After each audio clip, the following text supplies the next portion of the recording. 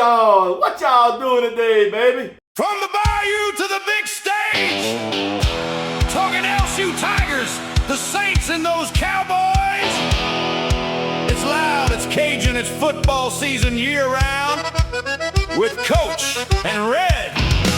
This is boot-in and crackling sports talk.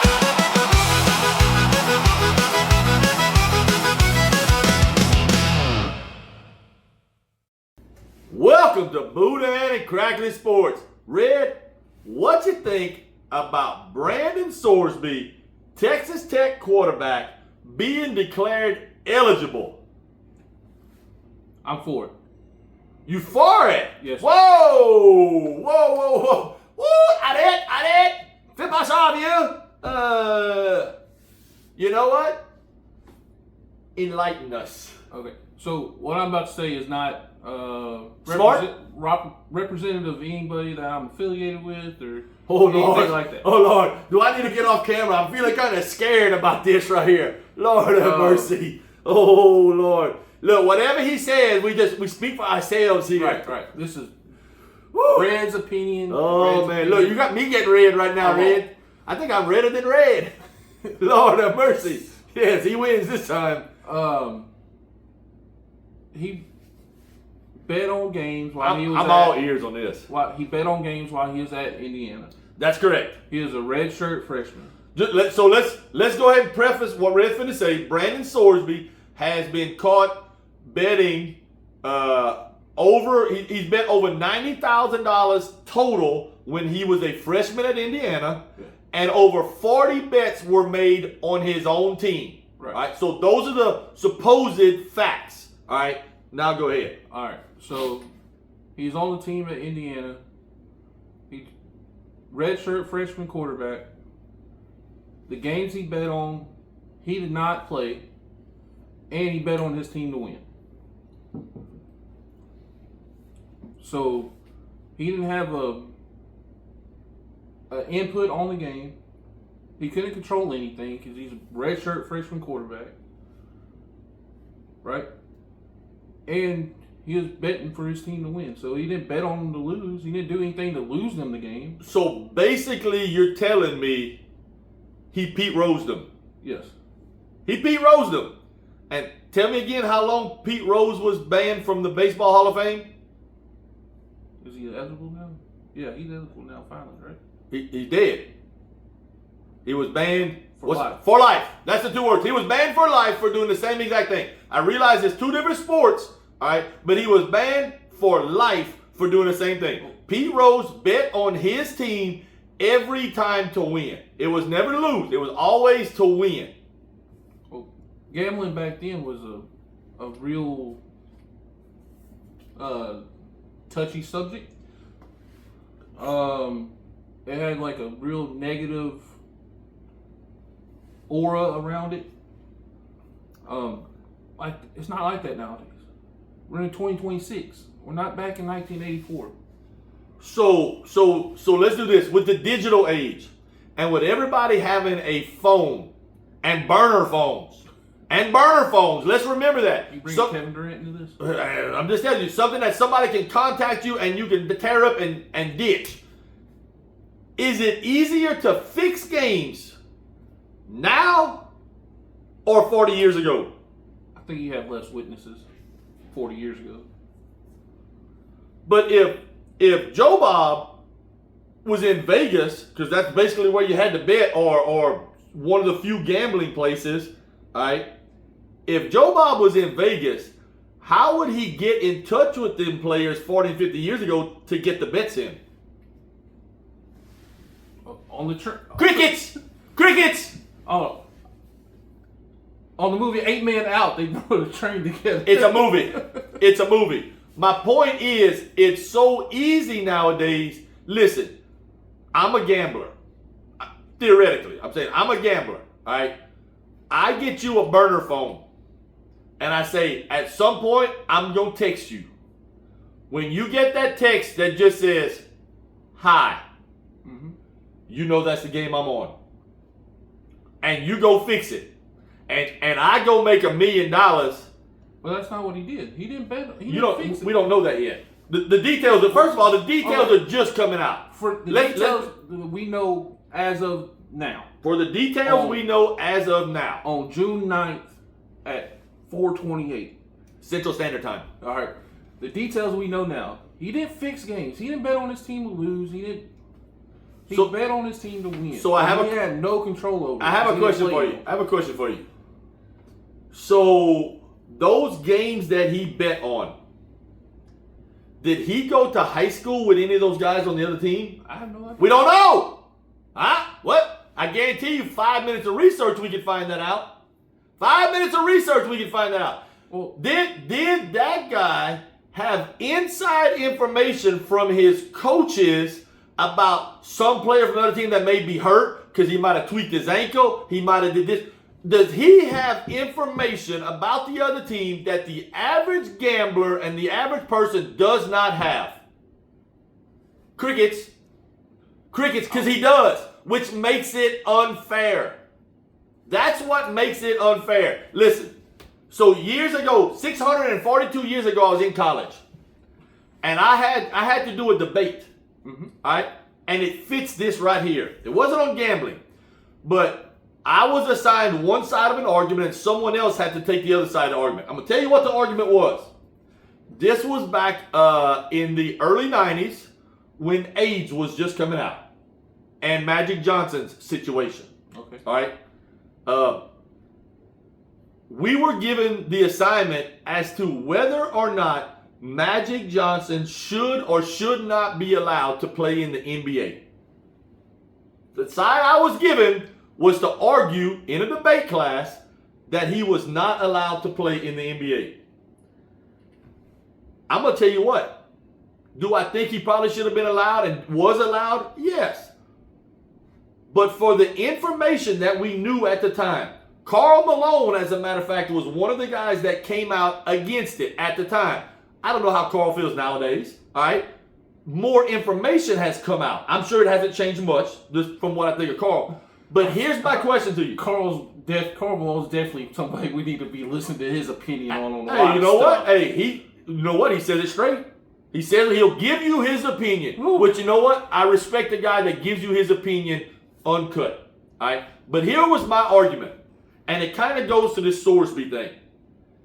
If Magic Johnson drives the lane back in 92 or somewhere, early 90s, if he drives the lane and everybody on the opposing team knew he was infected, is every player on that team willing to step up and take a charge? And if they are, did they even hesitate to do it? Because even if one person hesitates to do it, then he has an unfair advantage. So you think that I think Sorsby has an advantage. Unfair advantage. I think he has an unfair advantage. On the general public or on Vegas?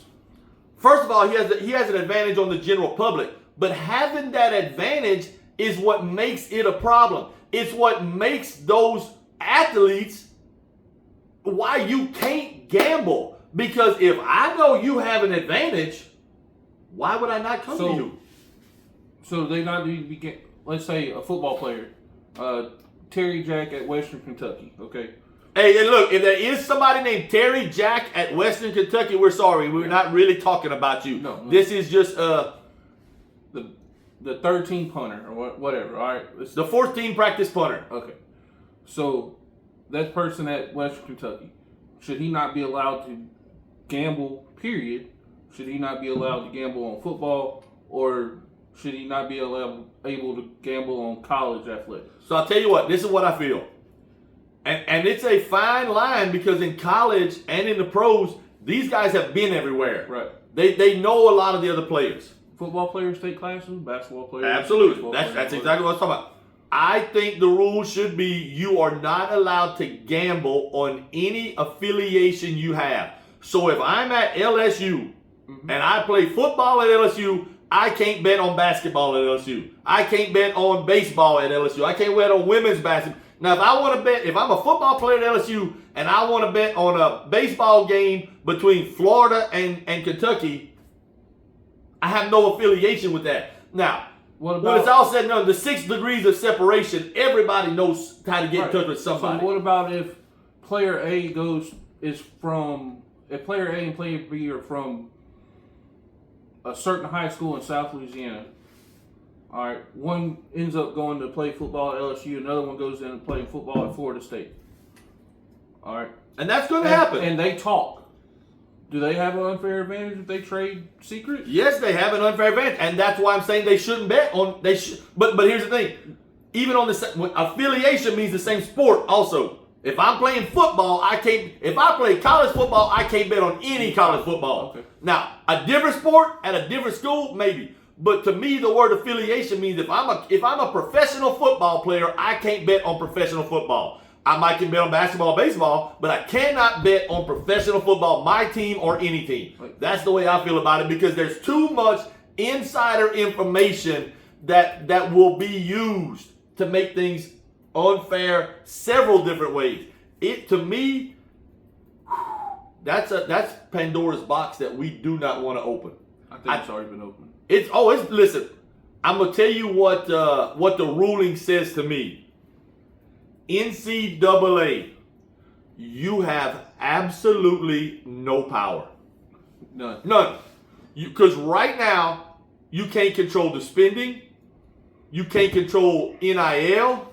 You can't control eligibility. You can't control a transfer portal. You literally have nothing. You literally have nothing. Yeah. It's not the same NCAA I grew up with. So you believe that players should just be able to bet on anything, including their own team?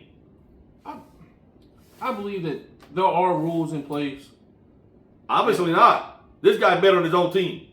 And the only bet that it could have been worse was had he bet on his own team to lose. That's the only bet that could be worse. It would have been worse if he bet on them to lose and he went out and threw 6 interceptions.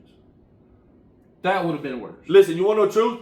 Even if he didn't play, if he bets on them to lose, he's in those meetings. He knows who tweaked his ankle in practice. He knows who on his team is hurt, who may be ineligible because they failed a drug test, who may be ineligible because they failed some classes, who just got in a fight with their girlfriend. He knows all this stuff. Can't bet on your team. I don't care what you're betting. You cannot bet on your team. So, did he bet? I tell you what, Red, you know a coach, don't you? After he left Indiana, he went to where? Louisville? Cincinnati. Yeah. Hey, you know what? Louisville, Cincinnati, same school to me. That's the same to me. All right. Well, one's the Cardinals, one's the Bearcats. Same color. Same color. Same color. Same useless team. So, do you think that he did the same thing at Cincinnati? I have no idea. There's nothing been released though. But listen, folks, just because nothing's released don't mean nothing. All these things came in the year 2022. Okay, hold on. Wait, let's put things in perspective. So does Sorsby need to have a death penalty? What rules the world? Money. Money rules the world. Texas Tech football has become of age because of one main booster who is a billionaire. Not only their football, but have you noticed their basketball team, their girls softball team? All of a sudden, everybody in Texas Tech is good. Why is that? One reason. Let's not be naive, people. Let's not be. Why Oklahoma State's fallen off in the last few years. They ain't got the money. Who was his name? Pickens? Yeah, T-Boone Pickens. Hey, with the money comes players. No matter what you say, if you got the better players, all of a sudden you become a better coach. I promise you. Listen, I've used this analogy before. I don't care how good of a coach you are. If you don't have good players under you, you're not winning. The best jockey in the world is not winning a horse race on a 3-legged donkey. It don't work that way. You can whip him all you want. That joker ain't going. You got to have a horse under you.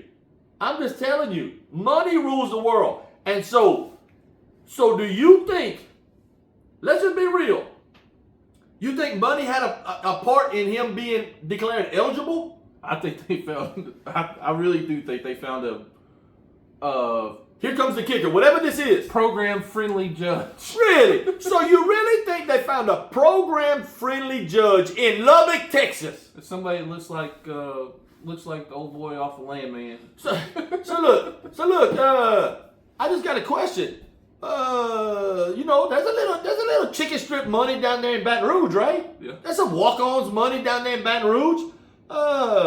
Any chance we can find a local judge down there in East Baton Rouge Parish that might want to declare Joe Burrow, Jefferson, and Chase, and maybe even Honey Badger or Clyde Edwards-Hilaire? Get them all eligible again. What's wrong with that, huh? Come on, judges. Come on now. So, hey, you know what? I tell you what. 10 pounds of ball crawfish, and we there. We got it done. I tell you what. A couple of links of boudin from Juno's in Marksville. Oh, Lord have mercy. Maybe even Carson's and Crutch Rings. We got it, bro. We got it. They all coming back. We finna be the team to beat. So what do you think the punishment should have been? He can't play college football. Okay. He can't play. There's no death penalty. He can go to the NFL. Okay. He can go to the NFL because that's like saying high school and college and they're all there's different organizations. He can go to the NFL. He can't play college football no more. There ain't no way, folks. I literally think that's what's going to happen. Who is ever gonna trust that a college football game is on the up and up again? Not me. Not me. If they let this go, I've watched a lot of Alabama games from 15 what? years. You saying the refs cheat? Are you saying the refs favor Alabama? No way. A certain coach. Not the Crimson Turds. Roll, tears, roll. Hey, by the way, it's a cheap shot here from an LSU fan, but Alabama in the next two or three years, you're finna be dog crap. I'm just telling you, you're on the way down, brother. I'm just telling you. Nick Saban is not walking through that door again. I remember when Patrick Peterson had that sideline interception. That was not an interception somehow. That's right. And all this out there. Yeah. But look, so what creates that? Yeah, right. It's money. Money rules the world. My opinion is he can't play college football. That's just my opinion. Listen, take your talents and go to the USFL one year. Go to the Canadian football. That don't mean you got to sit out. Don't they still have the supplemental NFL draft? They got the supplemental draft. Now, I'm going to be honest with you. For a player like him, I don't think that's fair. How do they decide who gets the pick in the supplemental draft? Because obviously he'd be the first pick. I think they go by draft order. Well, see, that's not right. Because that means that the Raiders... But they lose... Like, if they take... if the Raiders were to take them in the first round of the supplemental draft, they lose the first round pick next year. Well, the actual NFL. But for a guy that's already going to be probably a first rounder, I mean, what's the harm? Now, they already just got Mendoza, but I'm just saying, it ain't like he got to sit out. There are options. Miami. There are options that he could go play at. Jets. I just don't think. Minnesota. Cowboys? No, Minnesota got Wee Man. No, with me, I think Wee Man's going to be all right there. Look, I just don't think he can play college football anymore. I think allowing him to play college football, and let's clarify this. The NCAA is not the one allowing him to play. No, it's a judge has made an order, an injunction, a temporary injunction, and I believe, if I'm not mistaken, they were talking about the trial or whatever was going to be in February. Well, ain't that convenient? Yeah. So when college football's over, then we'll talk about it. I just think that I don't understand why the jurisdiction falls to the guy in Lubbock when the NCAA headquarters are in Indianapolis. Well, not just that, but the crimes were probably committed in Indiana, right, or wherever he was at when he made the bets. I mean, you should be able to go back to there and track his phone or whatever and see where he was at. That's where the jurisdiction should fall. Should. I mean, that's like asking a dad, "Hey, I'm the coach. Hey, Dad, should I play your kid today?" Well, did he? I'm just saying. Did he break a state crime? Did he break a? Not Texas. So why is Texas involved? Or did he break a? He broke an NCAA rule. So NCAA should have jurisdiction. Goes back to what I said. NCAA, you have no power. Right. You have absolutely no power. Anyhow, boudin and crackling sports, baby.